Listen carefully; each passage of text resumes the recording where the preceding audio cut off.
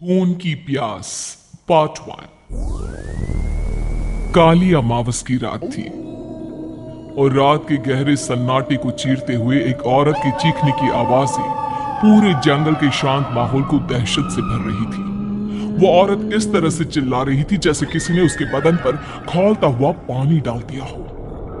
रात को अपने खेतों में पानी देने के लिए आया हुआ हरिया किसान अभी तक इन आवाजों को सुन नहीं पाया था, क्योंकि उसके बेटे किशन ने उसे नया नया मोबाइल फोन जो लाकर दिया था शहर से, और बस उसी मोबाइल फोन में ईयरफोन लगाकर वो कोई पुराना गाना सुनने में मग्न था। लेकिन जैसे ही गाना खत्म हुआ, उस औरत की चीखने की आवाज हरिया किसान के कानों से टकराई। हरिया का दोस्त रामू भी खेत में ही घाट पर गहरी नींद में खर्राटे मार रहा था। रात के उस सन्नाटे में औरत की चीखने की आवाज सुनकर ठंड के मौसम में भी हरिया किसान के माथे से पसीना टपकने लगा। रामू, अरे ओ रामू, अरे जल्दी उठ, क्या खर्राटे मारकर सो रहा है? अरे इतनी रात को ये जंगल में कौन औरत चीख रही है? पूरी तरह से चीख रही है। अरे क्या हुआ? क्या हुआ? कौन है? अरे भूत आ गया क्या? चोर आ गया क्या? अरे न चोर आया है न भूत आया है। मैं ये कह रहा हूँ कि क्या तूने इस औरत के चीखने की आवाज सुनाई देती है कि नहीं? अरे कौन सी औरत? अरे हाँ, ये आवाजें तू पहले नहीं बता सकता था? पता नहीं कौन चुड़ैल जंगल में नाच रही है। हम घर चले जाते हैं। देखता नहीं, मैंने तो कानों में ये लगा रखा था। ओ किशन ने लाके दिया ना शहर से, गाने सुन रहा था मैं। अरे लेकिन भाई मुझे बहुत डर लग रहा है, क्या करे? अरे करना क्या है, भागो यहाँ से। भगवान जाने कौन है और क्यों इतना चीख रही है, और उस औरत के चीखने की आवाजें और ज्यादा तेज होने लगी है। हरिया और रामू के पैर डर के मारे कांप रहे थे।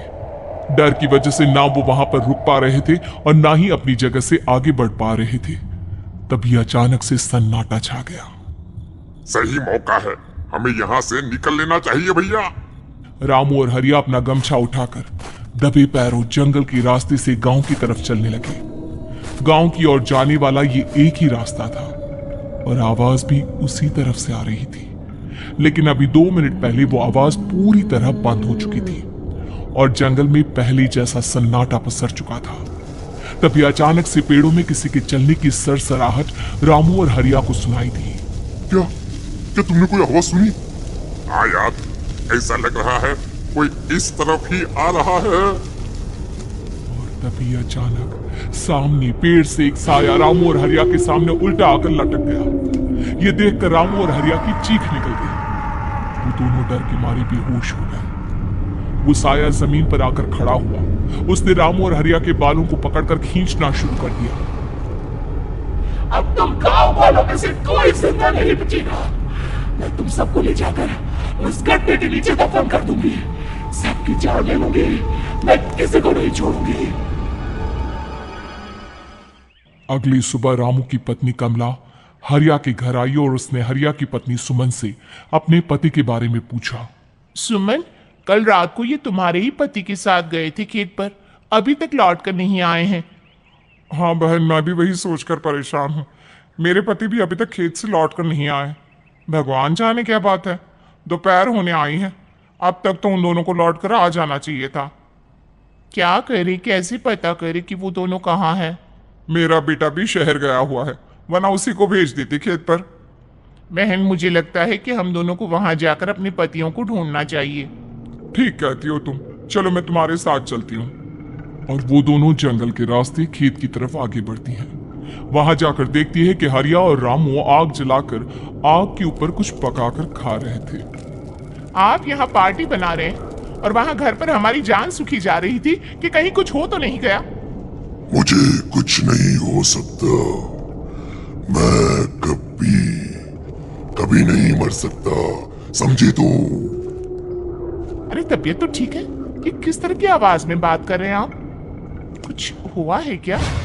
कुछ नहीं हुआ, कुछ नहीं हुआ, बस जोरों की भूख लग रही थी इसलिए खाना बनाकर खा रहे थे।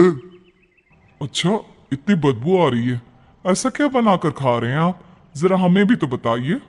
अरे भाभी, क्यों परेशान हो रही हैं? मांस पकाकर खा रहे हैं। एक जंगली जानवर कल रात को खेत में आ गया था। हम दोनों ने उसे मार दिया और बस उसी का मांस पक रहा है। आप भी खाइए ना, बहुत बहुत ही स्वादिष्ट है। दिमाग खराब हो गया है क्या आप दोनों का? आप दोनों मांस कब से खाने लगे, और वो भी जंगली जानवर का? चलिए अभी कभी घर चलिए। चलेंगे चलेंगे, लेकिन पहले ये मांस तो खत्म कर ले। कुछ देर बाद रामू और हरिया कमला और सुमन के पीछे पीछे गांव की तरफ चल देते हैं। रामू और हरिया की आंखें पहले जैसी नहीं रही थी, उनमें कुछ बदल गया था। रामू अपनी पत्नी कमला के साथ घर चला जाता है और हरिया अपने घर आ जाता है। देखिए, आपने जो कुछ भी किया मैं उसके लिए आपको माफ कर देती हूँ, लेकिन आज के बाद ये रामू के साथ जाकर मांस पकाकर खाया ना, तो इस घर में घुसने नहीं दूंगी आपको। अरे दिमाग मत खराब करो, मैं वहाँ खाट पर लेटकर गाने सुन रहा हूँ, मुझे परेशान मत करना आप। इतना तमाशा खड़ा कर दिया, दोपहर तक घर लौटकर नहीं आए और अब गाने सुनने। लेकिन हरिया घर के बाहर आंगन में जाकर चुपचाप लेट गया और गाने सुनने लगा। गाने सुनते सुनते हरिया को नींद आ गई। सुमन ने उसके कान से ईयर प्लग हटाया और अपने आप से कहा, जरा मैं भी तो सुनकर देखूं, ऐसे कौन से गाने सुनते हैं। उधर मोबाइल में एक अजीब सा गाना बजने लगा।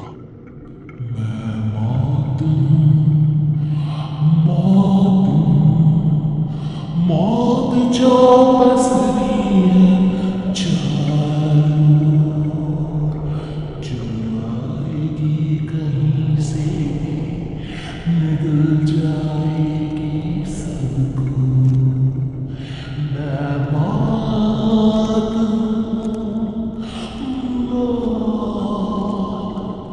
अब मैं छोड़ूंगी नहीं किसी को।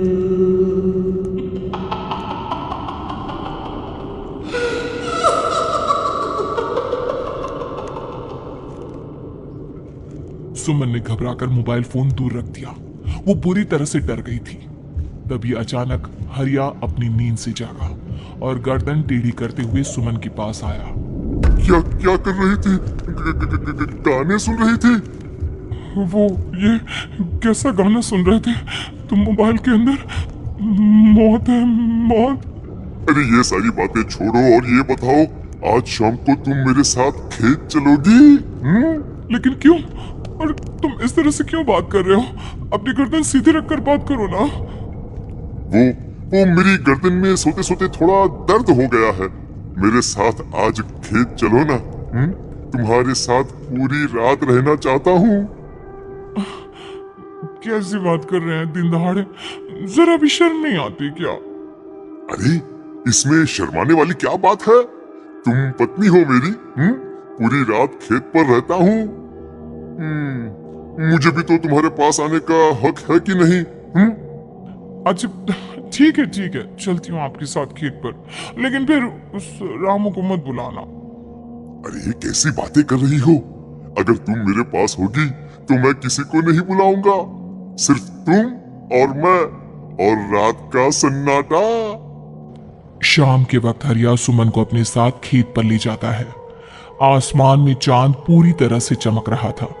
हरिया ने अपने खेत में बनी हुई छोटी सी झोंपड़ी के अंदर सुमन को अपने पास बिठा लिया और उसके बालों में हाथ फिराते हुए कहा, कितनी खूबसूरत हो तुम, बहुत सुंदर लग रही हो।